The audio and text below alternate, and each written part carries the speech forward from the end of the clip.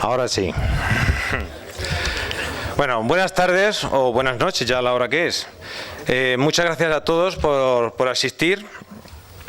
No quisiera dejar pasar este momento, como normalmente hacemos en todos los actos que organizamos aquí en Murcia, sin tener una mención especial para nuestro presidente provincial, Santiago Corrales, que es el que tendría que estar aquí, si no estuviera luchando ya mucho tiempo contra una muy grave enfermedad como es la leucemia. Pero con su ejemplo de lucha, coraje y constancia ante este enemigo, nos marca a todos cómo tenemos que afrontar los diversos enemigos que Vox se va encontrando en el camino. Para todo el equipo de Murcia es una satisfacción muy grande ver esta gran entrada en este salón, lo cual demuestra que vamos para arriba, que muchos españoles estamos hartos de lo políticamente correcto y del voto inútil. Por lo menos queremos escuchar. Y qué mejor prueba que es comparar esta imagen con la de la primera vez que vino Santiago Abascal a Murcia como presidente de Vox, y justo en este mismo Paraninfo, donde ahora solo veo cabezas y en aquel entonces pues se veía mucha tapicería. Eso sí, de color verde de Vox. Eso está muy bien. La verdad es que el hecho de presentar esta conferencia titulada España en positivo, una nación con futuro, es una de las situaciones que jamás me hubiera imaginado y sinceramente me cuesta trabajo. Pero ya con el tiempo me da cuenta que si queremos ser una nación con futuro, nos tenemos que dejar de lado nuestros convencionalismos y miedos, sumarnos a la causa, es decir, una España en positivo, y hacer lo que haya que hacer. En mi caso fue afiliarme e implicarme todo lo que ha estado en mi mano. Para ello me ha ayudado mucho los dos ponentes de esta conferencia, con su ejemplo, ya que sinceramente no creo que Rocío Monasterio, hace unos años, cuando se dedicaba en exclusividad a su profesión de arquitecto y a su familia, pensaba que se iba a colar en un acto del golpista Puigdemont y entregarle unas esposas y el Código Penal, al grito de sin ley no hay democracia. Hay rufianes que han copiado el gesto, pero del Código Penal ya no les interesa. O intervenir en una televisión de musulmanes para recriminar la falsa de la islamofobia y por qué no hay reciprocidad religiosa. Participar en marchas en defensa de la mujer, pero pidiendo que no fueran manipuladas por la ideología de género, por ello sufriendo agresiones e insultos de feministas radicales. Así, muchísimos ejemplos de compromiso. Pero si nos referimos al siguiente ponente, Santiago Abascal, pienso que tampoco se imaginaba, siendo un joven de 23 años, presentarse a concejal en Llodio, Álava.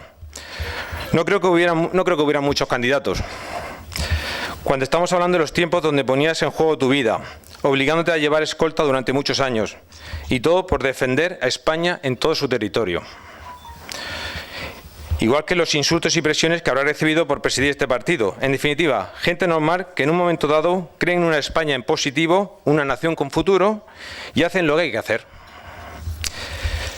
Quisiera terminar con un pequeño aviso, ya que aunque no solo de pan vive el hombre, no deja de ser importante. Por lo que en la entrada hemos colocado... tenemos puesto a la venta Lotería de Navidad, unos calendarios espectaculares para poder sufragar todos los gastos, entre ellos de este Paraninfo. Igualmente, si la conferencia les resulta interesante y quieren dar el paso, tendrán hojas de afiliación para la persona que quiera dar el paso para adelante. Y ya sin más, pues doy paso a nuestra primera ponente, Rocío Monasterio. Muchas gracias.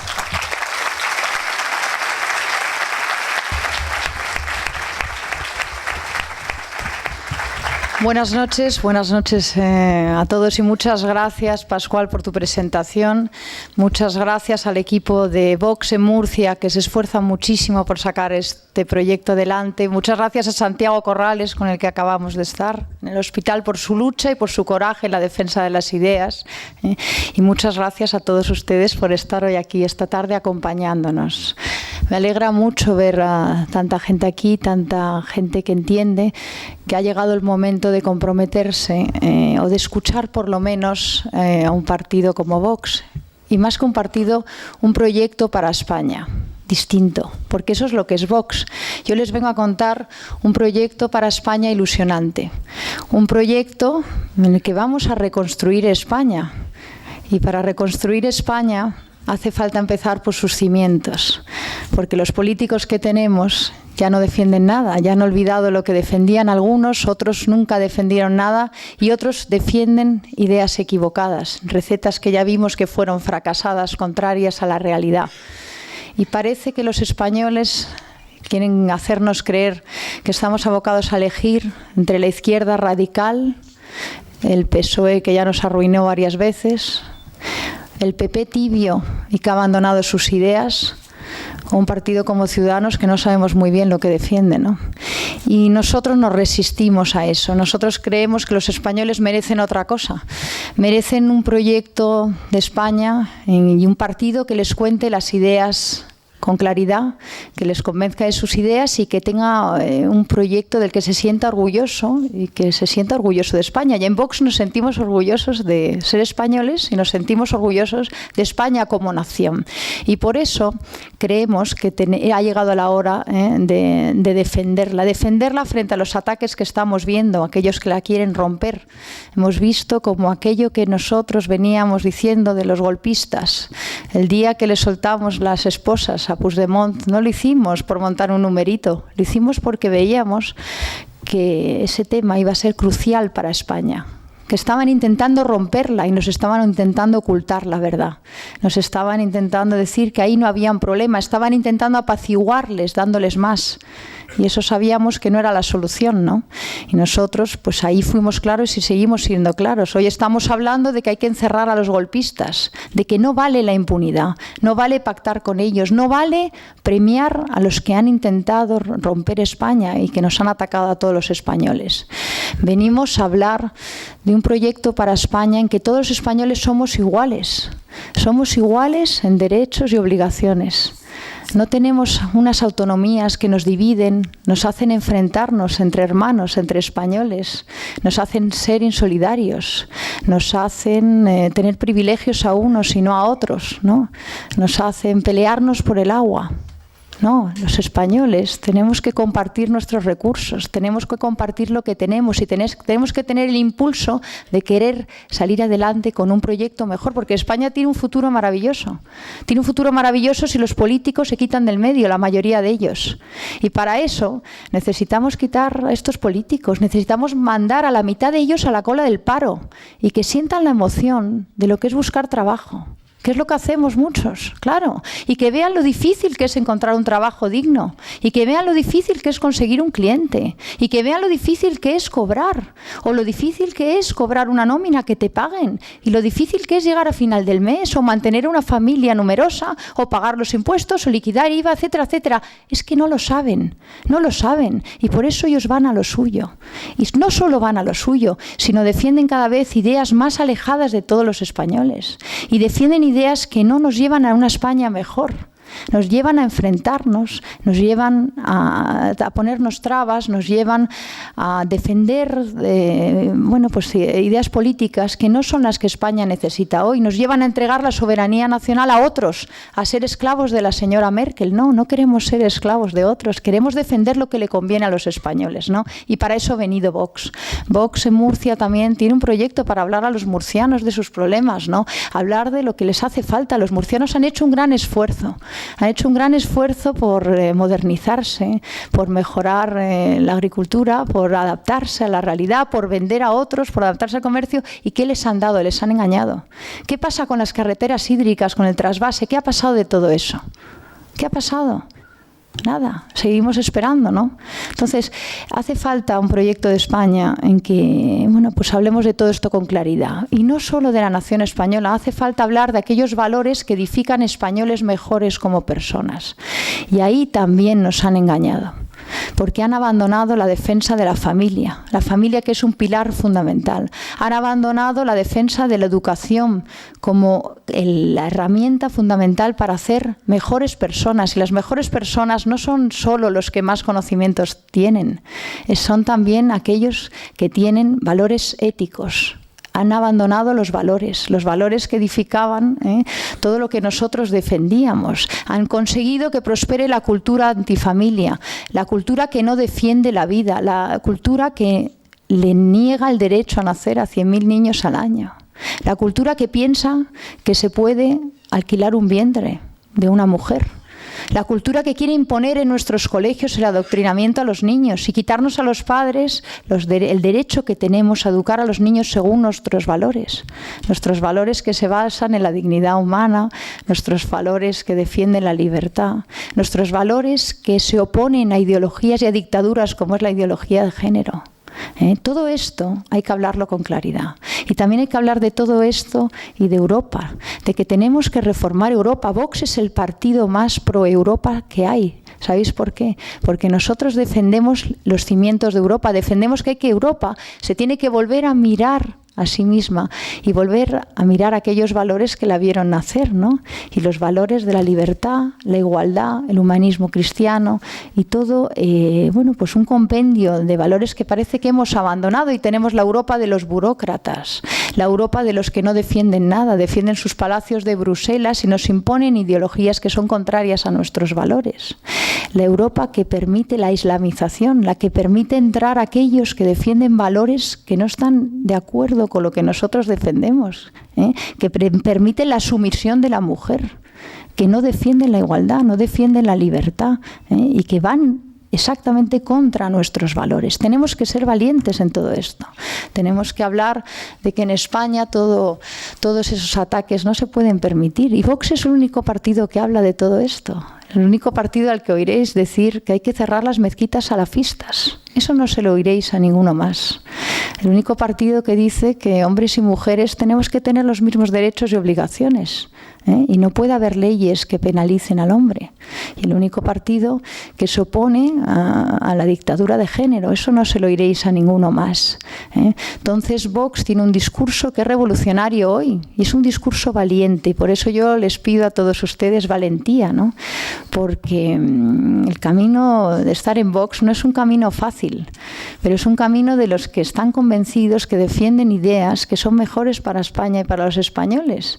Y cuando tú estás defendiendo ideas, no estás defendiendo tu sillón en un parlamento. Estás defendiendo ideas, aguantas todo, aguantas que te critiquen, aguantas que no te dejen entrar a los medios, aguantas que te insulten, que te llamen, nos llaman de todo, pero no nos importa, porque creemos que para demostrar la defensa de las ideas hay que sacrificarse también, ¿no? Y entendemos la política como un servicio a España y como vocación social.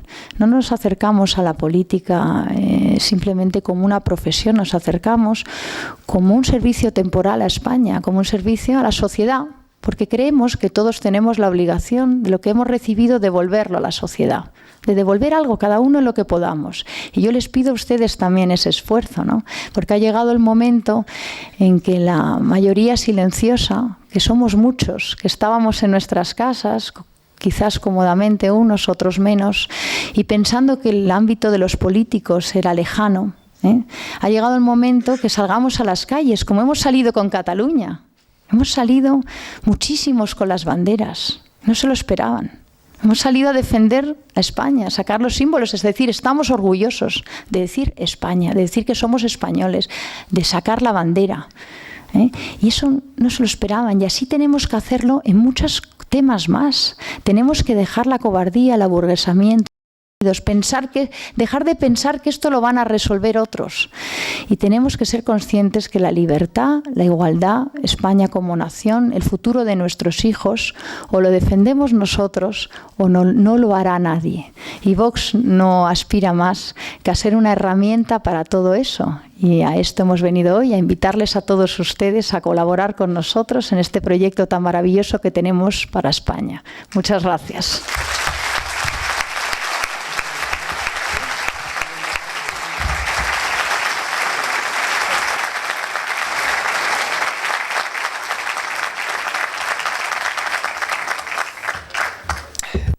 Muy buenas noches. Bueno, hemos venido a pedirles colaboración, a pedirles que se sumen a un proyecto y también a escucharles, con lo cual no solo vamos a soltar aquí unas peroratas, sino que después de estas intervenciones, que serán breves, las anteriores ya están garantizadas como breves, la mía todavía está por ver, porque vengo sin papeles y no sé lo que diré. Bueno, más o menos, ¿eh? Estoy casi engañándoos, traigo un papelillo. Decía esto porque nos gustaría mucho escucharles y poder intercambiar impresiones, pero quería hacer unas reflexiones. Bueno, en primer lugar, quiero dar las gracias a Pascual Salvador por ponerse al frente de este proyecto en unas dificultades importantes, en un contexto en el que nuestro propio presidente provincial ha tenido, iba a decir que dar un paso atrás, pero no ha sido un paso atrás, es un paso lateral porque sigue siendo el presidente desde el hospital y estamos verdaderamente orgullosos de la lucha personal que está llevando a cabo. Y nos sentimos muy identificados también porque de alguna manera es el paradigma de la lucha política que creemos que también nosotros vamos a tener que llevar adelante. Bueno, un presagio, quería hablarles de él. Se dice que hay niños que vienen con un pan debajo del brazo. Pues Vox es un partido que llega con una botella de agua debajo del brazo, porque hacía cuánto que no llovía en Murcia. Digo, ténganlo en cuenta, porque sé que aquí hay una gran preocupación, como no podía ser de otra manera, y en relación con esto voy a decir muy pocas cosas, pero para nosotros el agua es un bien nacional, tiene que haber una política nacional sobre el agua, y sobre esa política no debería poder decir nada ninguna región en concreto, sino que tendría que decirlo el conjunto de la soberanía nacional.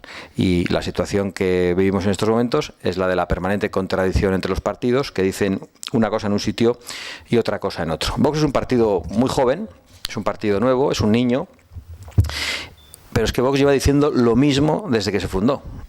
Y no solo lleva diciendo lo mismo desde que se fundó, sino que lleva diciendo lo mismo en todas partes desde que se fundó. Vox dice lo mismo en Murcia que en Aragón, sobre el agua y sobre cualquier otro asunto. Vox dice lo mismo en Lérida que en Madrid, que en Bilbao, que en Cádiz, sobre la política nacional. Nosotros no hacemos como hacía el Partido Socialista, que en un sitio habla con la boca pequeña de la patria, podemos acordarnos de Bono, y en otro sitio habla de la España plurinacional. No hacemos como el Partido Socialista, que incluso el mismo personaje, un día Pedro Sánchez comparece con una gigantesca bandera de España detrás y al día siguiente pues prácticamente está defendiendo una España federal que tiene que negarse a sí misma y declarar imperfecta la soberanía nacional.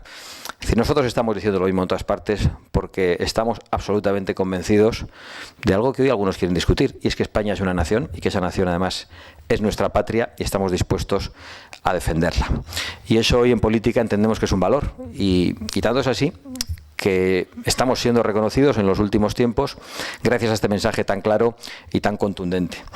Vox en estos momentos, y lo decía Rocío de alguna forma, es el partido de la claridad. A nosotros se nos entiende.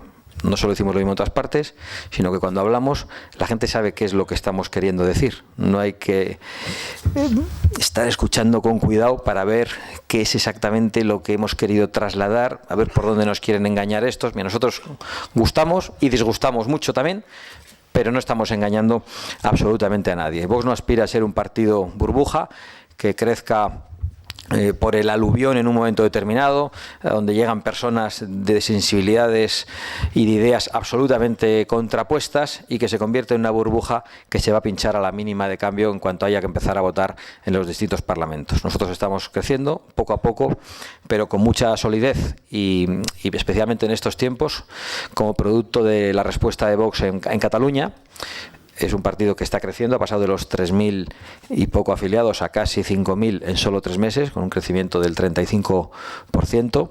Es un crecimiento también bastante llamativo en redes sociales, en capacidad de captación de fondos, e incluso en las encuestas que ya han empezado a publicarse, Vox ya obtiene un 2% de voto en el conjunto nacional, con lo cual tendría un escaño en las elecciones generales y 2 escaños en las elecciones europeas. Por cierto, con ese mismo porcentaje, con el 2%, Esquerra Republicana obtendría 8 escaños, lo que pone sobre la mesa una vez más la injusticia del sistema electoral español debido a las circunscripciones, que hace que un partido nacional con el voto repartido apenas tenga representación institucional, mientras que partidos separatistas o simplemente locales con el voto concentrado pueden tener una gran representación. Y detrás de esa queja está nuestra propuesta de incorporar en la elección al Congreso de los Diputados una circunscripción nacional única que compense el problema de las pequeñas circunscripciones. Cuando Vox surge, hace nada, lo hace para responder a 4 grandes crisis. Una crisis de carácter económico, una crisis de carácter moral, una crisis de valores, una crisis institucional de la democracia española y una crisis de unidad nacional.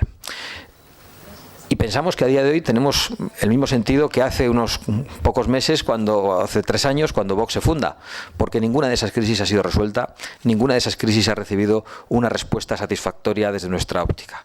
Ni la crisis económica, los problemas estructurales siguen pendientes de ser acometidos, la fiscalidad sigue siendo abusiva, el índice de paro sigue siendo en España inaceptable, el problema de la deuda pública creciente, derivado del Estado de las autonomías fundamentalmente, el problema de sostenibilidad de las pensiones, que es un tema del que no hablan, porque como han hecho un pacto, el pacto de las pensiones, que consiste en que no hablan de un asunto que nadie se atreve a abordar y que en estos momentos resulta insostenible con la pirámide poblacional.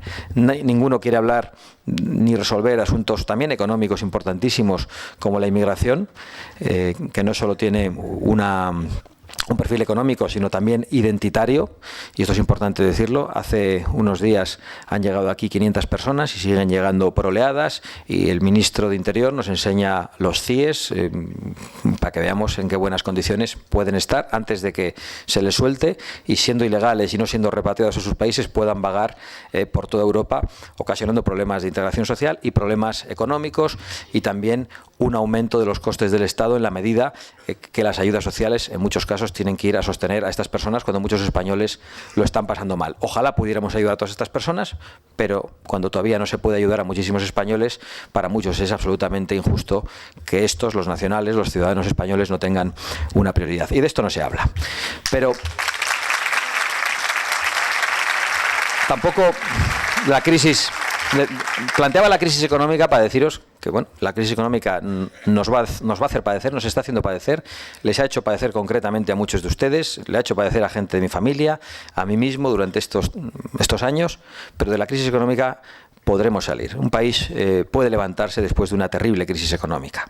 De la crisis institucional les digo lo mismo. Padecemos una crisis institucional derivada de que la partidocracia ha secuestrado a la democracia en España. Hay una brutal concentración de poderes donde el partido consigue condicionar la institución más importante de una democracia, que es el Parlamento, hasta convertirlo en inservible, porque allí los parlamentarios, los senadores, los diputados votan todo lo que les ordena el jefe, si no, no repiten en las listas, o son multados o son expulsados y ya no repiten, como les ha ocurrido a estos diputados del Partido Popular que se desmarcaron con todo lo que tenía que ver con el derecho a la vida en la anterior legislatura. Pues bueno, ya no forman parte del Congreso de los Diputados y del Senado. Es decir, los partidos han secuestrado al Parlamento, los partidos además tienen una gran capacidad de influencia sobre instituciones que tenían que funcionar de manera independiente, como el Tribunal Constitucional, como el Consejo General del Poder Judicial y como los jueces en general, y sobre ese otro poder que es el poder de los medios de comunicación, al que se condiciona de múltiples maneras a través de las grandes corporaciones que los pueden financiar y que tienen conexiones políticas, y a través de la publicidad institucional. Ese es un problema que sigue sin resolverse. Es decir, la crisis institucional sigue vigente, pero de una crisis institucional se puede salir adelante. Y luego está la crisis moral, la crisis de valores. Seguro que todos ustedes podrían inmediatamente hacer aquí una lista de 10 cosas para acreditar que vivimos en un tiempo de relativismo, que especialmente está promocionado políticamente, que está promocionado mediáticamente, pone encima de la mesa lo que es la ideología de género. Ayer me venía mi hija y me decía que en el colegio, que le llevo a un colegio donde estoy satisfecho con su educación, les habían llevado una excursión. Supongo que la persona que les recibió tenía algo que ver con alguna institución pública, y vio que iban con uniforme y les dijo: bueno, ¿y esos uniformes que lleváis? Los chicos pueden llevar los de las chicas y las chicas pueden llevar los de los chicos. Una cosa que no se había planteado ningún niño en la clase. Y ahí había una persona que tenía que hablarles de aguiluchos y en un humedal, y se puso a hablarles del uniforme que llevaban y sobre si a un niño le dejarían llevar el uniforme de la niña y a una niña el uniforme del niño. Bueno, pues este es el nivel de relativismo al que nos quieren conducir. Es solo un ejemplo y todos ustedes podrán poner muchos más, y si no se le ocurre, vayan a casa, enciendan la televisión y escuchen al Gran Wyoming o cualquier otro personaje de esta naturaleza. Pero de una crisis de valores que sin ninguna duda está dañando los cimientos de nuestra sociedad, se puede salir. Es decir, los valores se pueden restaurar y se pueden recuperar. Ahora bien, esa cuarta crisis, la crisis de unidad nacional que estamos padeciendo, pues es una crisis de la que podríamos no salir. Es decir, si nos cruzamos de brazos y dejamos que la unidad de nuestra patria sea atacada y que España deje de ser España y Cataluña deje de ser Cataluña porque toleramos la secesión, no digo ahora, sino en el futuro próximo, pues esa es una crisis de la que no nos recuperaríamos. Es decir, se arrepentirían de ello nuestros hijos, los hijos de nuestros hijos y los nietos de nuestros nietos. Y por lo tanto, yo vengo a decirles que más allá del problema del agua que hay en Murcia, más allá de los problemas que todos los murcianos de mucha naturaleza pueden tener, o los que me trasladaban los de Cartagena, que no quieren ser parte de Murcia, pues hay cosas mucho más importantes en estos momentos. Y lo que está ocurriendo en Cataluña nos compete a todos de una manera personalísima. A vosotros como murcianos y a mí como vasco, y además sin ningún tipo de distinción respecto a ningún vecino de Cataluña. Igual que lo que ocurre aquí le debe afectar a un catalán, a un vasco o a un señor de Madrid. España es de todos los españoles sin distinción y ese es el mensaje que nosotros queremos lanzar con toda contundencia, porque estamos convencidos de que si no se hace, serán muchas las generaciones que se arrepentirán.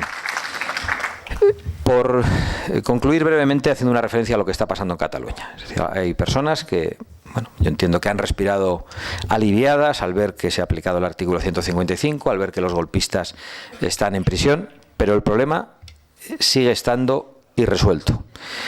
Es más, aunque se hubiera aplicado el artículo 155, como algunos deseamos, con contundencia, y aunque los golpistas hubieran sido llevados a prisión antes de cometer el golpe de Estado, es decir, hace ya 2 años, cuando lo inicia Artur Mas, el problema seguiría sin resolverse, porque no se puede atajar en cuestión de semanas, en cuestión de meses, ni en unos pocos años, un problema, un daño que se ha producido durante 3 décadas. Es decir, no recuperaremos Cataluña emocionalmente, no recuperaremos Cataluña desde el punto de vista de la legalidad, pero sobre todo emocionalmente, si no nos dedicamos a trabajar durante muchísimo tiempo. ¿Qué pensamos nosotros que hay que hacer? Bueno, en primer lugar, el artículo 155 había que haberlo aplicado hace mucho tiempo. El artículo 155, de hecho, es un artículo que se puede aplicar en 6 comunidades autónomas en este momento para garantizar la enseñanza en español.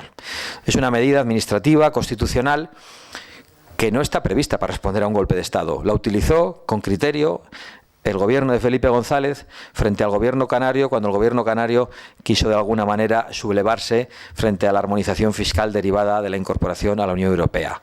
Amenazó con utilizarlo, impulsó el procedimiento y aquel problema se acabó. Está pensado para casos de esa naturaleza. Lo que ha ocurrido en Cataluña es algo mucho más serio. Es un golpe de Estado con la comisión de los más graves delitos que puede cometer un representante público, los delitos de prevaricación, malversación de caudales públicos, desobediencia, usurpación de funciones, sedición, conspiración. Discutiremos si esto es en grado de tentativa o ya en grado de comisión real, pero son los delitos más graves que puede cometer un representante público. Y para eso no está el artículo 155, que había que haberlo aplicado en cualquier caso, sino el Código Penal. Y nosotros pensamos que el Código Penal también tenía que haberse aplicado mucho antes. Hay gente que tiene tranquilidad porque esto de alguna manera ya está ocurriendo, aunque el artículo 155 se haya declarado y se haya suspendido inmediatamente, igual que hizo Puigdemont con la independencia, pues esto es lo que ha hecho Rajoy. Ha declarado el artículo 155 y lo ha suspendido convirtiéndolo en un decreto de convocatoria electoral y dando una patada al problema para llevarlo 2 meses adelante, lanzando una moneda al aire, que es lo que ha hecho el día 21 de diciembre. Y no creo que sea solo culpa del presidente del gobierno, sino también la presión del Partido Socialista y de Ciudadanos, que en estos momentos parece que lo único que pensaba era aplicar el artículo 155 para hacer presidenta de la Generalidad a Inés Arrimadas, cosa que nos parece muy bien, teniendo en cuenta la comparación, pero entendemos que el problema era dar una respuesta duradera y sostenida a la deslealtad que hay contra España, y no entrar en la estrategia política y partidista del corto plazo. Pues bien, ni aun aplicando el artículo 155, desde nuestro punto de vista, ni el Código Penal a rajatabla se resolvería el problema. Nosotros creemos que esto no se podrá abordar con criterio, con éxito, si no hay un planteamiento de recuperación de competencias para el Estado, muy especialmente las competencias de sanidad, justicia, pero fundamentalmente la competencia en materia de educación. Si esto no se hace y no se pone encima de la mesa en el momento que nos plantean la reforma constitucional, será muy difícil revertir la situación en todas esas décadas que estamos planteando. Y por otro lado, poner de una vez por todas sobre la mesa. Bueno, yo adelanto que soy partidario de la ilegalización de los partidos separatistas, pero ahora no voy a plantear eso. Poner sobre la mesa la ilegalización de los partidos golpistas, es decir, los partidos que se han convertido en un entramado criminal, y no hay más que leer el auto de la juez Lamela para entender que el PDeCAT, que Esquerra Republicana, que CUP y que la ANC y el Òmnium Cultural han funcionado como organizaciones criminales para perpetrar el golpe de Estado. No es normal que estos partidos sean legales en España.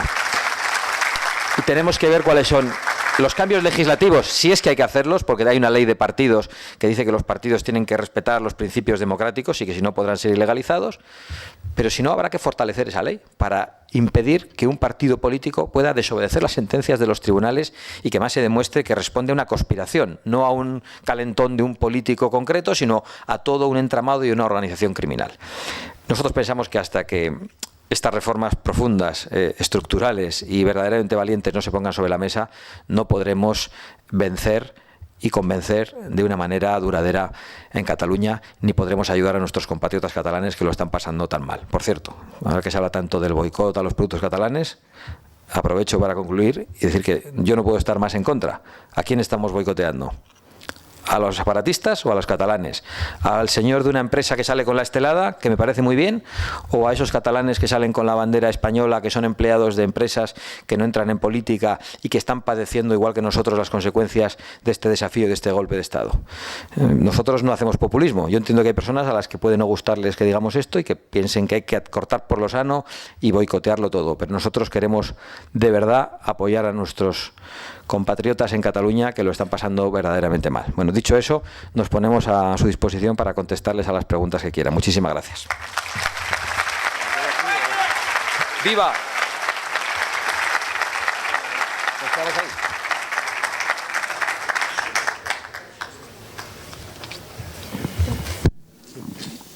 ¿Alguno por ahí? A ver. Sí, hay por ahí. ¿Alguna pregunta? Hola. Buenas noches. Acaba de decir de ilegalizar partidos de Cataluña. Yo no me quedo en Cataluña. Me quedo a los partidos financiados por dictaduras como la venezolana, según OK Diario, Eduardo Inda. Podemos. Disolvería Podemos y dimitiría inmediatamente Pablo Iglesias de su escaño de ser diputado nacional por recibir dinero de Venezuela. ¿Sí o no? Y por otro lado, ¿condena la dictadura chavista? Gracias. Bueno, no solo condenamos la dictadura chavista, que además goza de una manera tramposa de apariencias de democracia, en la medida en que a través de referéndum lo que hace es derribar todos los mecanismos de un Estado de Derecho y convertirlo todo en un poder absoluto, sino que además hemos colaborado activamente con toda la oposición al chavismo y acudido a todas las manifestaciones a las que hemos sido convocados. Y muy especialmente Rocío Monasterio ha tenido un papel determinante en esta cuestión y en la relación con todas las personas de la oposición en Venezuela. Y lo otro, si se demuestra, yo creo que sí, que un partido político, si se demuestra, insisto, no puedo hacer la acusación porque yo no tengo los datos y solo leo algunas cosas que salen en los medios de comunicación, que un partido político ha sido claramente financiado por una potencia extranjera para desestabilizar, pues habría que plantear si ese partido político puede ser legal y como mínimo tendrían que ser llevados a juicio los representantes de ese partido político. Pero un partido político puede ser en un momento dado secuestrado por una potencia extranjera y ser un partido político con una trayectoria en España. Eso debería llevar a la ilegalización de ese partido. Yo creo que eso merece una reflexión. En el caso de los partidos separatistas no hay un secuestro temporal. Es una decisión fundacional de intentar destruir la unidad nacional, de atacar las bases del Estado de Derecho y hacerlo además sin pararse ante nada, desobedeciendo todas las leyes, diciendo que no hay constituciones ni tribunales, literalmente dijo Artur Mas, que estén por encima de la voluntad del pueblo de Cataluña. Y además está en sus estatutos. La señora Forcadell acaba de decir que acataba la Constitución y acto seguido se ha ido a formar parte de las listas de Esquerra Republicana de Cataluña, que lo que dice es que quiere destruir la unidad de España. Con lo cual ahí no hay ningún acatamiento de la Constitución. Estamos viviendo ante una gran ficción. Y por cierto, alguno dirá, este planteamiento de ilegalizar estos partidos políticos es un planteamiento fascista, ultraderechista. Bueno, el filósofo Gustavo Bueno, reputado izquierdista y admirado en el ámbito de la izquierda durante muchas décadas, planteaba exactamente esto, la incompatibilidad de estos partidos con el sistema democrático y nacional español.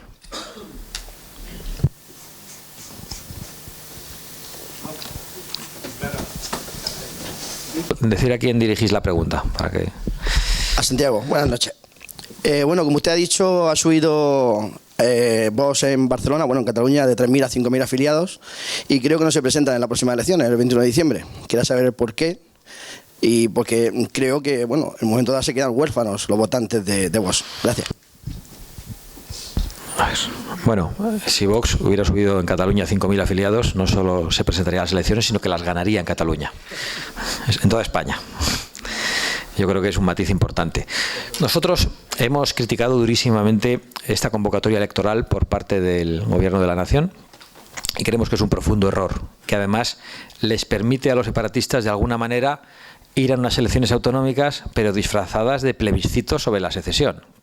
Y por lo tanto creemos que se les ha dado una oportunidad y hemos decidido que no queríamos participar de esa farsa. Entendemos que las personas que puedan simpatizar con Vox votarán lo que consideren menos malo en esas elecciones, pero nosotros como partido político hemos pensado que nuestra principal misión en estos momentos era denunciar el error de esa convocatoria electoral y centrarnos en lo que de verdad estamos haciendo de una manera muy importante y con mucho éxito.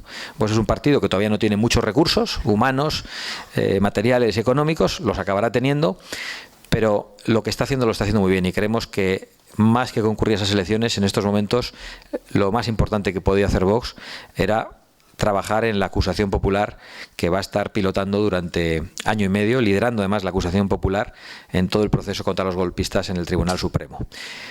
Y por otra parte que un partido tiene una hoja de ruta, tiene unos medios y tiene que valorar a dónde puede ir y a dónde no puede ir. Y aunque somos un partido muy joven, desde el año 2014 hemos concurrido pues a cerca de 6 o 7 procesos electorales.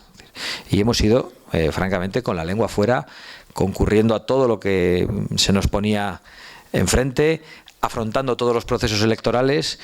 Y en estos momentos tenemos una hoja de ruta que es la de afrontar con éxito las próximas elecciones europeas que coincidirán con municipales y autonómicas y creemos que en esas elecciones podremos demostrar a los españoles que somos un partido útil porque tenemos representación, aunque ya lo seamos por nuestras acciones, y que eso nos abrirá la puerta a poder concurrir con éxito en otros procesos electorales, también en Cataluña.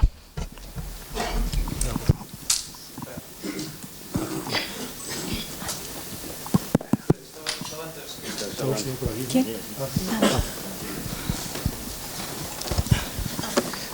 Se ha mencionado brevemente en cuanto a la educación, pues el uso o no uso de la lengua vernácula y del español en algunas comunidades autónomas. Pero más allá de eso, ¿qué planteamientos tiene Vox en cuanto a lo que sería el sistema educativo actual? Tenemos unas tasas de abandono escolar, de fracaso escolar tremendas. El sistema educativo en cada comunidad autónoma es prácticamente diferente de unas a otras. Las leyes orgánicas de educación, la ley orgánica de educación cambia cada vez que cambiamos de gobierno. El prestigio social, el reconocimiento social de los profesores, de los maestros, cada vez es menor. ¿Qué planteamiento tiene Vox con respecto a la educación? Mira, a grandes rasgos, casi en la pregunta ha formulado las respuestas, porque ha señalado los mismos problemas que nosotros vemos en el sistema educativo español. Nuestro planteamiento es el de que la educación sea una competencia del Estado, que se le retire a las comunidades autónomas para que haya un único sistema educativo, pero no para que se le entregue a los políticos esa educación, que en estos momentos es lo que ocurre en las comunidades autónomas, sino para que se le devuelva a las familias, es decir, para que las familias sean las que puedan elegir en plena libertad, a través de un cheque escolar, cuál es la educación de sus hijos en materia lingüística, en materia de formación, para que decidan si quieren enviarles a un colegio mixto, a un colegio diferenciado. Nuestro planteamiento es fundamentalmente de libertad de las familias y claro, esto es muy fácil decirlo y muy difícil hacerlo. No vamos a apelar al pacto por la educación, que es lo que hacen todos cuando no saben lo que decir, pero yo tampoco estoy de acuerdo en que cada vez que entre un partido cambie el sistema educativo. Es cada vez que entra la izquierda, porque cuando está la derecha no cambia nada. Lo que hace es mantener lo que ha hecho la izquierda. Entonces, cada vez que entra la izquierda le da una nueva vuelta de tuerca. Pero ha puesto encima de la mesa quizá uno de los problemas más importantes, que es la pérdida de autoridad de los profesores. Pero no solo de los profesores. Es un problema social mucho más importante. El Estado, fundamentalmente por las presiones ideológicas de la izquierda, arrebata la autoridad también a los padres. Y yo creo que lo que hay que hacer es volver a potenciar la autoridad de las familias, la autoridad de los profesores y sobre todo es un problema de valores. Entrar en la cuestión técnica, pues si queréis un día le podéis invitar aquí a nuestro responsable de educación, que es un profesor y que podría responder a todo esto con mucha más precisión. Pero si tuviera que contestar con grandes rasgos le diría eso. No sé si Rocío querrá añadir algo. No. efectivamente es un proyecto para todos los españoles igual, que todos los niños españoles sean educados en los mismos contenidos y un proyecto educativo que permita a los padres educar a sus hijos según sus valores, ¿no? Y también aquí creo que tenemos que hablar de que no solo son la educación en conocimientos, tenemos que hablar del esfuerzo, el mérito y la excelencia. Tenemos que promover que nuestros niños sean excelentes y eso hoy no lo promueve el sistema educativo español, lo penaliza. Tenemos que conseguir que se hable de valores éticos universales y que creemos que tenemos que defender.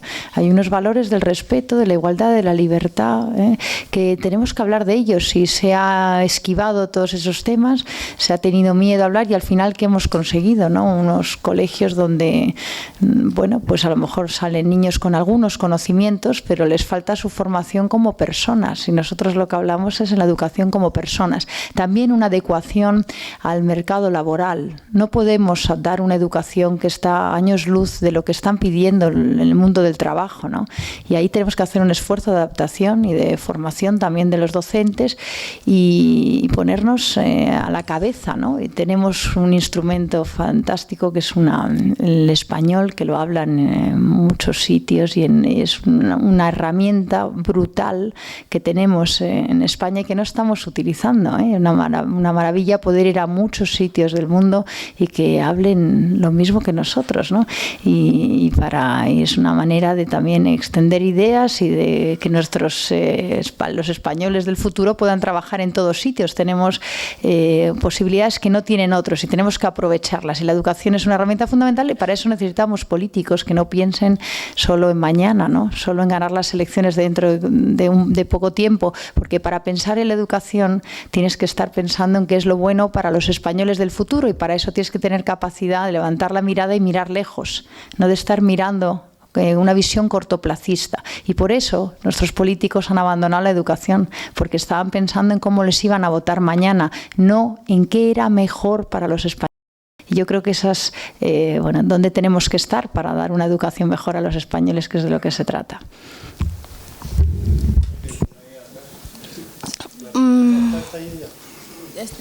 Sí. Ah, vale, perfecto.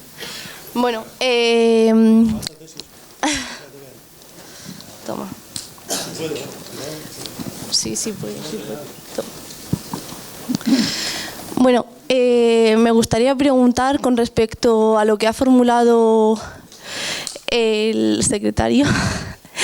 ¿Qué solución propondría con respecto al secuestro partidista que se ha hecho con el Parlamento y con el resto de poderes del Estado? Hacia mí, ¿verdad? Sí. Vale. Bueno, nuestro planteamiento es el de una reforma muy amplia.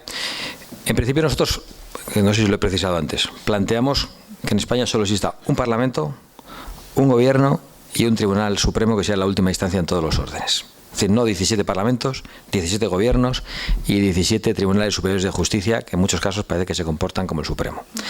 En segundo lugar, planteamos una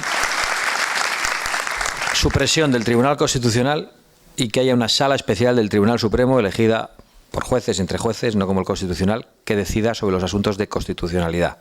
Porque el Tribunal Constitucional funciona como una tercera cámara de representación política en la práctica. Planteamos que el Parlamento sea unicameral, es decir, la supresión del Senado y que haya una única Cámara, que sea el Congreso de los Diputados, elegida a través de dos fórmulas, de distritos más pequeños que no me acuerdo si el número eran 300 más 200, el reparto de diputados, pero distritos más pequeños que las provincias, donde solo se elija un representante y que puedan concurrir al margen de la disciplina de los partidos para facilitar que haya una gran conexión entre el representado y el representante y que eso sea mitigado con un sistema de lista única que elija también una parte de los representantes del Congreso de los Diputados para hacer que los partidos políticos de distintos signos, le ha pasado a Izquierda Unida durante mucho tiempo, le ha pasado a UPyD, le pasará a Vox, que los partidos políticos con el voto muy repartido en toda la nación puedan tener opciones de ser representados. Fundamentalmente esa es la propuesta que se hace para que el Parlamento represente de verdad al conjunto de los españoles y para que además los que sean elegidos puedan serlo de alguna manera sin la obediencia ciega al partido, sino con una obediencia a los electores que les han votado en su pequeña circunscripción. Y otra pregunta más. Con respecto a la entrada de islamistas en España, sobre todo los refugiados de Siria, ¿cree usted que se hizo mal? Es decir, estamos en un Estado de Derecho donde predomina la igualdad de todos. Creo que todos tenemos el derecho a que si estamos huyendo de algo se nos refugie. De hecho, hay un precepto en el Código Penal que lo contempla. ¿Qué cree sobre eso? Bueno, pues en primer lugar, yo niego que muchos de ellos fueran refugiados. Mira, yo recuerdo una foto que fue publicada cerca de los Balcanes hace año y medio, donde se veía a una mujer bajo la lluvia, descalza, que llevaba un niño de 2 años en el pecho, otra niña de unos 4 años colgada de la espalda y llevaba de la mano a otro niño pequeño, descalza. A su lado iban 3 hombres con ropas de buenas características, con botas que les protegían de la lluvia y con ropas que les impedían mojarse. Ninguno de ellos estaba ayudando a esa mujer. Todos llegaban allí como refugiados. Bueno, pues esa foto solo es un símil de lo que muchos hemos visto. Yo estoy absolutamente dispuesto a ayudar a esa mujer y a esos niños, pero de ninguna manera a ayudar a esos hombres que son capaces de entrar en nuestra tierra al lado de una mujer sin ayudarle absolutamente en nada cuando lleva 3 niños colgados de esa manera. Y menos en edad militar cuando tenían que estar defendiendo. No. Dicho lo cual, nosotros tenemos que poder ayudar a quien merezca ser ayudado y siempre que podamos comprobar que merece ser ayudado. La cosa no es fácil y es tan difícil como que al admitir que hayan entrado todos los que han entrado se ha colocado en gravísimo riesgo a los ciudadanos europeos. Y los gobernantes, muy especialmente la señora Merkel y los burócratas europeos, han forzado a los gobiernos, o han intentado forzar a los gobiernos a la aceptación de una cuota de refugiados, no consiguiendo garantizar la seguridad, que es la principal obligación de un gobernante. Esa es nuestra posición. Y, por supuesto, la de que un país debe poder, es una posición además mayoritaria en toda Europa, socialmente, en las encuestas, que coincide con la que ha planteado Trump. Digo, para quizás escandalizarte un poco más. Que es la de que un país tiene que poder elegir quién va a su país. Y tiene que poder elegirlo en función de los requisitos que ese país establezca.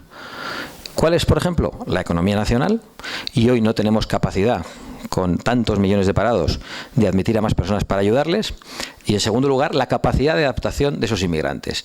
Y está bastante demostrado a grandes trazos, y hay excepciones, que duda cabe. Yo he estado viendo los campamentos de refugiados en Irak, que las personas que proceden de países islámicos tienen muchas dificultades de integración en nuestra sociedad porque viven el Islam como una ideología política que no acepta las bases de nuestra sociedad, que son la igualdad del hombre y la mujer, la libertad radical del hombre frente a la religión y la separación Iglesia-Estado, que es un principio fundamentalmente cristiano.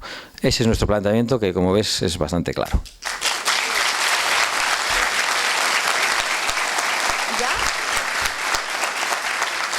Un segundo. Eso es cierto, pero no todos los islames son así. Y además... Disculpe, es que no podemos iniciar un debate. Es que hay mucha gente que está pendiente. Pero bueno, evidentemente, no todos los musulmanes son iguales, igual que no todos los cristianos son iguales, ni todos los que estamos aquí pensamos igual. Es más, si todos los musulmanes fueran así, estaríamos perdidos, ¿eh? Ya con que unos pocos sean fundamentalistas tenemos problemas gravísimos y bastante dificultades encontramos para poder discernir. Hoy hemos planteado aquí el cierre de las mezquitas salafistas financiadas por países como Arabia Saudí. No hemos planteado ni siquiera el cierre de todas las mezquitas, sino de las mezquitas financiadas por países... Ya, es que el problema no es el terrorismo solo, el problema es el fundamentalismo islámico. Como sociedad tenemos que defendernos y no podemos permitir que nadie venga a predicar en nuestra tierra algo que lo que hace es socavar los cimientos de las instituciones que les están recibiendo. El otro día una persona me decía, cuando planteaba estas cosas, ¿esto es discriminatorio? Pues claro que es discriminatorio. Por supuesto, es tan discriminatorio como cuando yo o tú abrimos la puerta de nuestra casa porque nos han llamado y decidimos quién entra y quién no entra. Yo lo concibo de esa manera.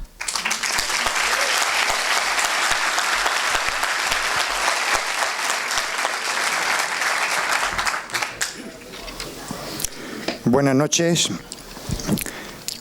Hace un año y medio, aquí. No veo. ¿Quién habla? Ah, perdón, Francisco. Hace un año y medio aproximadamente se aprobó en Murcia la ley, mal llamada Ley de Igualdad LGTBI, que con el pretexto de defender a ciertos colectivos presuntamente discriminados, una serie de padres y de profesionales nos dimos cuenta, al leer la ley y al estudiarla, que con ese pretexto lo que pretendía era ni más ni menos que imponer una ideología de forma coactiva, con multas, con sanciones y, lo más grave, a través de la educación, sin el consentimiento ni el concurso de los padres ni de la comunidad educativa, saltándose informes jurídicos, saltándose consulta al consejo escolar, saltándose consulta a los padres, de una manera intentando de puntillas colarnos una imposición ideológica. A raíz de ahí salió una plataforma en Murcia de la sociedad civil que con el tiempo se ha transformado en una asociación, la Asociación Libertad, la cual tengo el honor de presidir. Para nosotros es muy importante, porque nosotros nos hemos reunido ya con algunos políticos para ver, porque esto lo han aprobado por unanimidad, y hemos ido constatando las mentiras que una y otra vez nos dicen. Hemos ido constatando que en realidad el Estado, de una manera progresiva en todas las comunidades autónomas y ahora ya a nivel incluso nacional, se ha echado en brazos de esta ideología y la ha hecho propia. Prácticamente se ha hecho confesional de una ideología, no de una religión, de una ideología con sus dogmas que hay que creer a pie juntillas como actos de fe. Dogmas que son contrarios a la ciencia, dogmas que son contrarios al derecho natural, e incluso que se saltan a la torera el derecho positivo. Nosotros estamos muy preocupados desde nuestra asociación y por eso hoy vengo en representación no mía propia, que también, sino de miles de personas que están detrás de nosotros.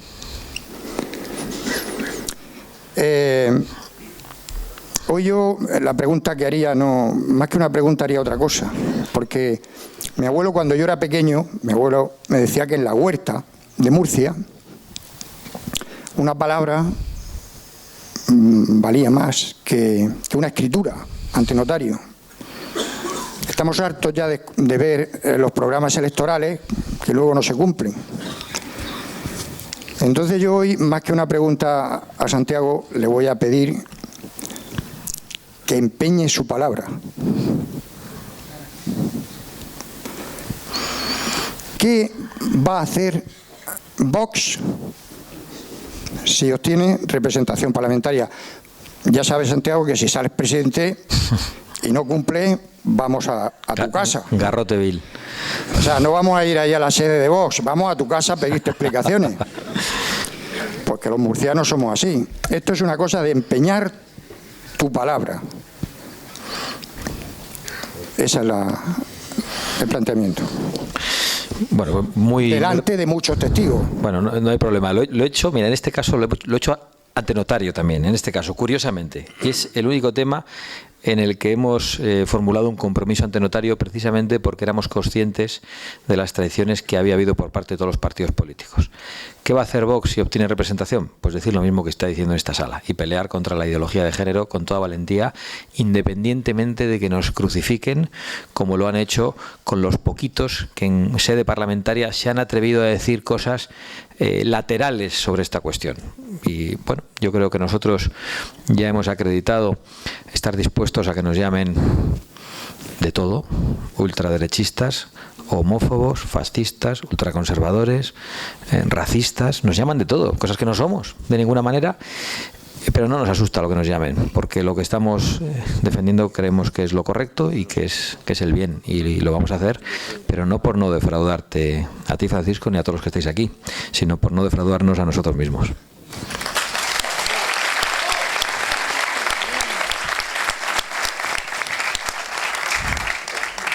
Buenas noches, Santiago.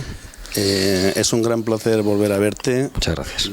Porque ya, tú te acordarás de mí, evidentemente, nos conocimos en Madrid en la Latina cuando el acta fundacional del partido y ahí es donde yo me hice, junto con mi mujer, afiliado de Vox.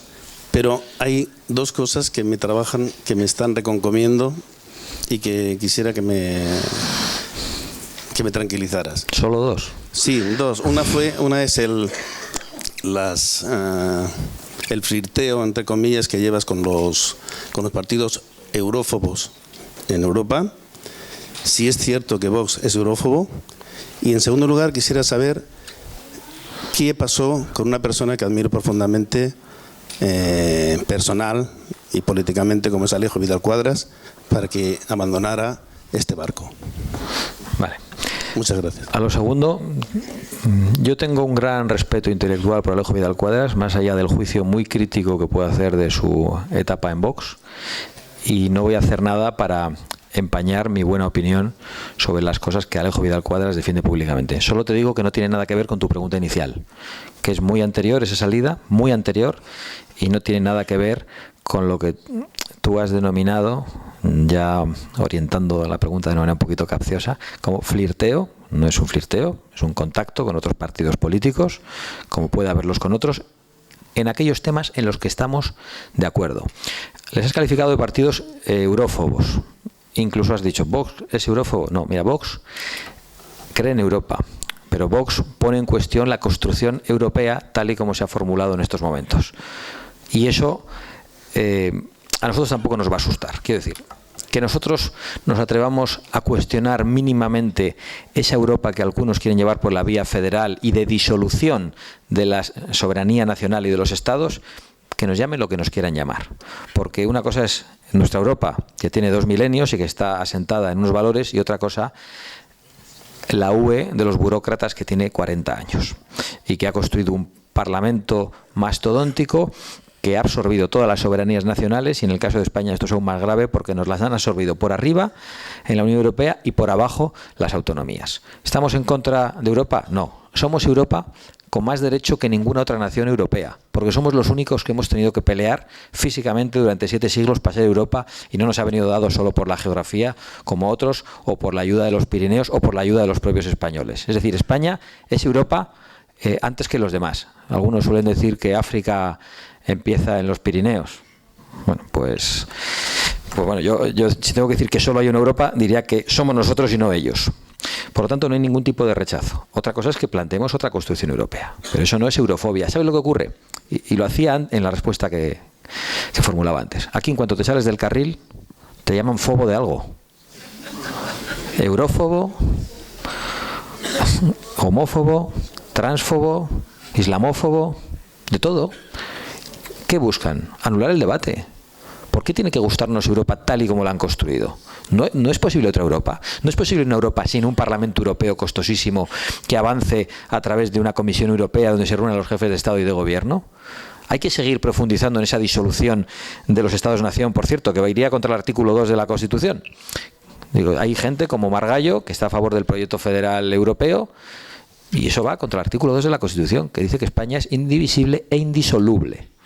Pues ese es nuestro planteamiento. ¿Por qué hemos contactado con esos partidos? Primero, no podíamos haber contactado con otros porque son con los que tienen relaciones el PP y el PSOE y Ciudadanos. En segundo lugar, y esto es lo más importante, porque hay 3 cosas muy importantes en las que estamos de acuerdo. Una, la afirmación de la propia identidad occidental, cristiana, judeocristiana, frente al multiculturalismo, que es la puerta abierta al caballo de Troya del islamismo, y eso no lo dice nadie más en toda Europa. Y en eso estamos de acuerdo, lo diga quien lo diga.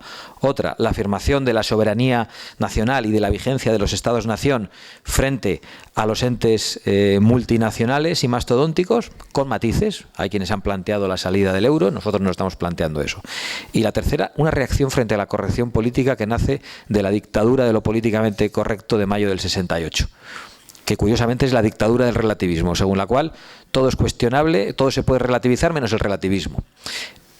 ¿Eso significa que nosotros estamos de acuerdo con la política económica del Frente Nacional? No. Alguno dice, ¿quieren subir los impuestos en Francia? Pues que lo suban en Francia, mejor para España. Si no hace falta estar de acuerdo con otro partido para hablar con ellos, si nosotros hemos hablado con UPyD, hemos intentado hablar con Ciudadanos, hemos hablado con partidos que están más a la derecha, y hablar con los partidos no significa disolver tus propios programas. Pues lo mismo digo del contacto con estos partidos. Es decir, no es un flirteo, no pedimos perdón por ello porque no hemos hecho nada malo, y no estaremos de acuerdo en la elección de modelo económico, pero en la elección de civilización, pues estamos de acuerdo. Y si hay otros partidos en Europa que lo defienden, estaremos de acuerdo. A mí me parece bien lo que está diciendo Víktor Orbán en esta materia, lo que están diciendo los polacos y lo que están diciendo en algunas partes de Europa, los partidos de la Europa de las Naciones y las Libertades, que es ese grupo. Ahora bien, estamos muy enfadados con la posición que han tenido sobre Cataluña y le hemos hecho saber públicamente. Con todo esto, ¿qué quiero decir? Que Vox es Vox, que Vox tiene un programa, un manifiesto fundacional, y que ese programa no ha cambiado ni va a cambiar. Pero eso no significa que Vox no pueda hablar con otros partidos y demostrar interlocución e incluso hacer la labor diplomática que no ha sido capaz de hacer nuestro gobierno en muchos casos, y hacer que partidos que tienen una posición contraria a España en algo puedan cambiarlo. Nosotros no renunciamos a eso. Con quien no vamos a hablar es con los separatistas y con la ultraizquierda y los comunistas, porque no nos vamos a poner de acuerdo en nada.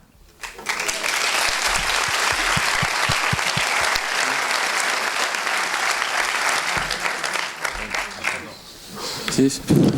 Buenas noches. Buenas noches. Sí, permitidme dos preguntas. Una para la señora Monasterio y otra para la señora Abascal. Quería preguntar, Monasterio, que ha hablado del tema del derecho a la vida.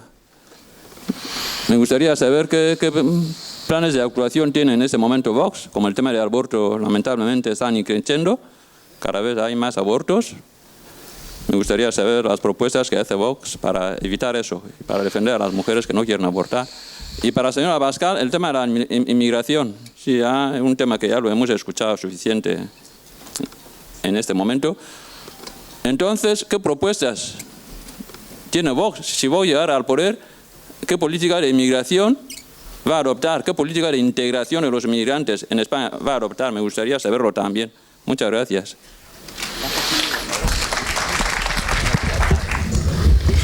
Bueno, empiezo yo con el tema de la vida. Nosotros creemos en Vox que no puede ser un derecho de la mujer acabar con la vida del niño que lleva en su seno. Y eso lo defendemos a capa y espada. Creemos en que tiene que ser un objetivo el aborto cero. Y creemos que además, y por la experiencia os lo puedo decir, un gran número de mujeres que van a abortar, solo preguntándoles ¿en qué te puedo ayudar?, muchas de ellas sacan ese niño adelante. Lo que pasa es que nadie se lo pregunta, nadie les da un mínimo de ayuda.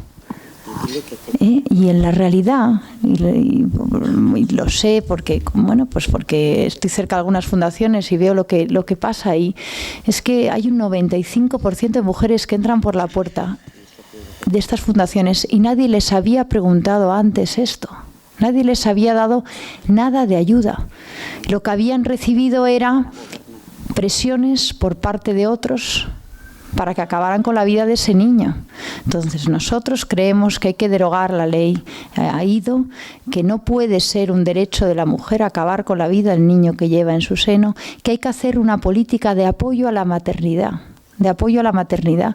y que veremos enseguida que con poco que nos esforcemos ahí, veremos que muchas de esas mujeres salen adelante con esos niños y luego te las encuentras y te dan un gran abrazo y te dicen, es lo mejor que tengo y gracias, ¿no? Y eso es lo que falta. Y lo que tenemos a cambio es un Estado que favorece la política contraria al nacimiento de estos niños, que financia con nuestro dinero en las clínicas, que se condene a esos niños a no nacer, que a nuestras niñas en los colegios se les dé una educación sexual equivocada. Una educación que parece que basada en el egoísmo y en un concepto en que tú tienes derecho a acabar con las vidas del niño que llevas en tu seno, ¿no? Entonces, bueno, nosotros yo creo que en esto somos muy claros y por esto también somos criticados. Y además tenemos que hablar de la crisis demográfica que hay en España, ¿no? ¿Cómo puede ser que en un país que tenemos tanta falta de nacimientos, el Estado, el Gobierno promueva financie con nuestro dinero el aborto. ¿Cómo puede ser, no? Y cómo puede ser que...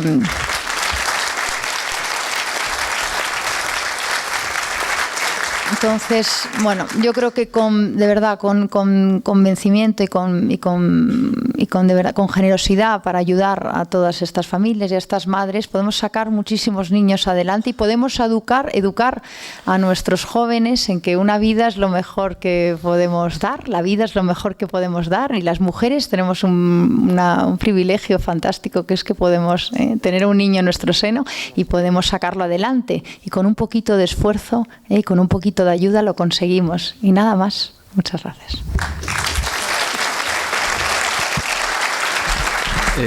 Falta la mía. Bueno, yo te agradezco que me formules esta pregunta porque me da la posibilidad de hablar brevemente sobre integración, pero en primer lugar, para no hacer demagogia, yo tengo que confesar que para Vox la prioridad, el debate no está ahora en la integración, sino en cómo se detiene que haya más inmigración en España. Es decir, desde la convicción de que España no puede asumir más inmigración en estos momentos porque nos llevaría, en algunos casos, al colapso económico.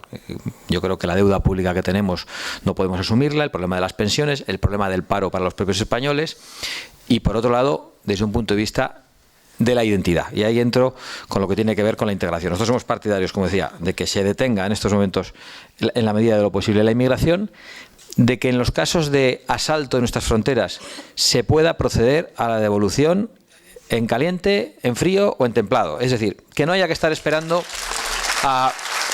que no podamos admitir que nuestra frontera pueda ser porosa y, oye, como alguien que no quiere aceptar que su casa, las paredes, las puertas, las ventanas sean derribadas. Dicho eso, una vez que hay inmigrantes en España, ¿cómo podemos facilitar la integración? Yo creo que la integración es un doble compromiso. Por un lado del Estado que recibe y por otro lado del inmigrante que llega.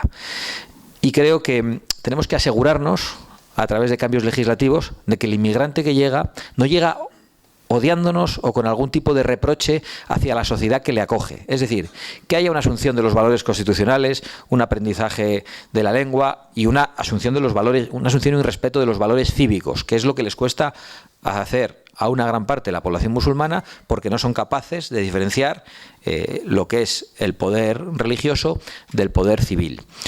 Yo creo que la nacionalidad no se puede regalar y que hay que, de verdad, a los inmigrantes que se van nacionalizando, hacerles partícipes de nuestros valores y asegurarnos de ello con toda claridad. Pero no podemos aceptar inmigración para que viva de las ayudas sociales.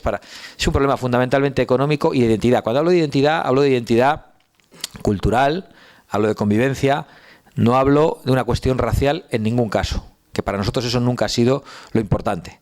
Lo importante es lo que las personas que vienen a vivir entre nosotros tienen en la cabeza, no de qué color es su cabeza, sino lo que tienen en la cabeza.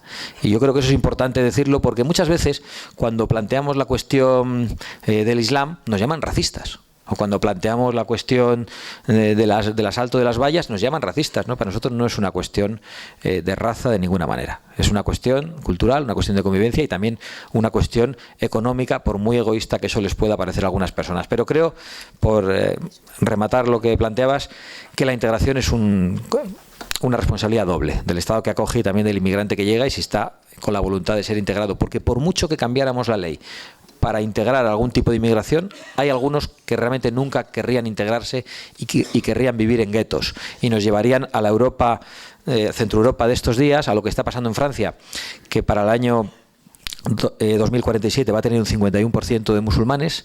El país prácticamente va a estar dividido entre el este y el oeste, y va a estar dividido con pequeñas bolsas de poblaciones muy importantes, donde prácticamente el 100% de la población va a ser musulmana, donde se va a empezar a implantar la Sharia y el Estado francés no va a poder aplicar la ley. Nosotros estamos a favor de la integración, de la mezcla de los inmigrantes y no de los guetos y del multiculturalismo, donde al final puede haber varias leyes superpuestas que acaban destruyendo la convivencia civil.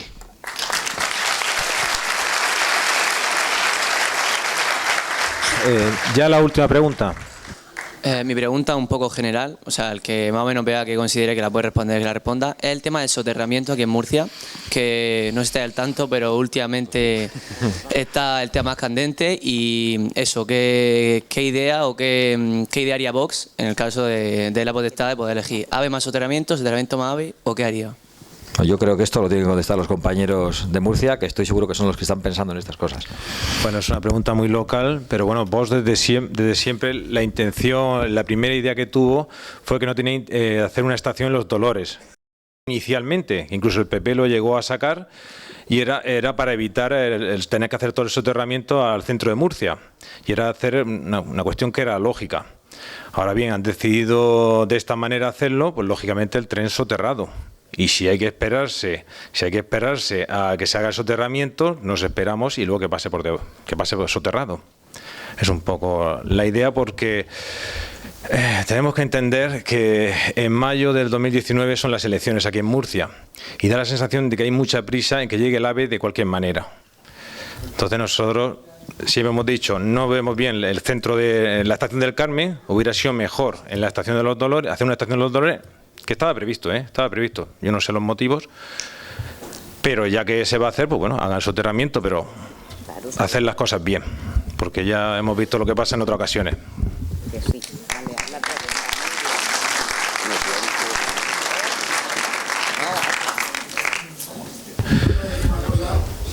Es que tienen que salir.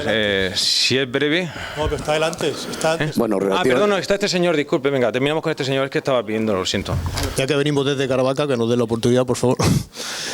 Ha comentado el señor Abascal al principio en su intervención de la perentoria necesidad que se le plantea al Estado español de recuperar competencias. Ha citado de manera especial en temas de justicia, de sanidad y de forma destacada en educación. Comparto plenamente esa necesidad, pero yo iría un poco más lejos. ¿No cree que lo que necesitamos 4 décadas después de vigencia de nuestro actual estado de las autonomías replantear una redefinición de nuestro modelo de Estado? Es decir, un Estado que permita el reconocimiento de las singularidades que nos caracterizan, pero que al mismo tiempo no genere los agravios comparativos y las diferencias que estamos viendo que ha suscitado este modelo de Estado que actualmente tenemos. Y si es así, ¿el ideario político de esta formación lo contempla de alguna manera? Sí, quizá he pasado un poco de puntilla sobre ello, pero cuando planteaba la recuperación de 3 competencias era nuestra posición intermedia. Es decir, es el tránsito hacia nuestro planteamiento de modelo de Estado unitario, políticamente centralizado y administrativamente descentralizado, que funcione a través del sistema de provincias, de las diputaciones por un lado, que pensamos que más allá de que hayan sido últimamente un foco de enchufismo, han cumplido con una misión histórica muy importante en España, una misión de centralización para dar servicios a municipios pequeños que no podían dotarse de algunos servicios, y por otro lado a través de delegaciones del gobierno. Esa es nuestra redefinición. Nosotros estamos planteando un cambio mucho más amplio del que exponía aquí. Lo que ocurre es que somos muy conscientes de que eso implica una reforma de la Constitución por la vía agravada, 2/3 harían falta en el Congreso y todavía creo que no vamos a tener esas mayorías. Dicho eso, a mí me chirría, y lo digo como vasco también, esto de las singularidades. Porque ¿cuáles son las singularidades? Pues mira, las singularidades están en nuestro escudo. Navarra, Granada, bueno, sí, las lenguas, pero para que las lenguas sean preservadas no hace falta un parlamento regional, no hace falta. Para que la parte singular en la pluralidad de España que todas las regiones tienen de alguna manera sea preservada, no hace falta un sistema autonómico. Es decir, esa pluralidad de España tan cacareada a la que todos apelamos, pues ha estado ahí sin necesidad de que existieran las autonomías. Que las autonomías son una cosa muy nueva.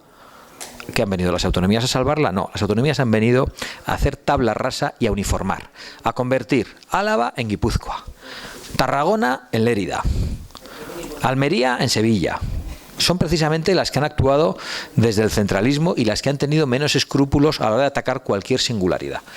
Por lo tanto, yo no haría reconocimientos de singularidades, porque aquí los que somos singulares somos los españoles, todos y cada uno de nosotros, y tenemos que evolucionar hacia una nación de ciudadanos libres y de ciudadanos iguales, porque incluso la gente que vive hoy en mi tierra vasca, pues muchos vienen de Castilla, de Galicia o de otros lugares. Una parte importantísima de la población. Lo mismo podemos decir en Cataluña, y estoy convencido de que las personas que viven hoy en Murcia pues vienen de otros lugares de España. Los españoles estamos mezclados desde hace muchos años. Ha habido muchísimas instituciones, quizá la más reciente y ya desaparecida ha sido el servicio militar, que ha hecho que las personas en España se muevan, cambien de residencia, conozcan parejas lejos de su provincia, los hijos nazcan en otro lugar.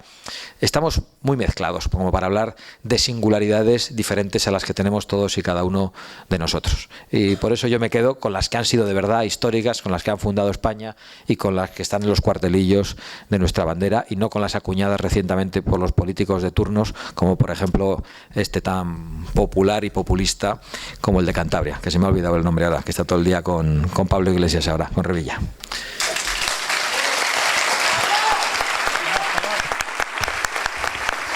Vamos a ver. Bueno, ahora para terminar, siempre que las condiciones técnicas son posibles, y más siendo una conferencia dedicada a España, nos gusta terminar con el himno nacional. Por eso, si pueden ponerse de pie, gracias.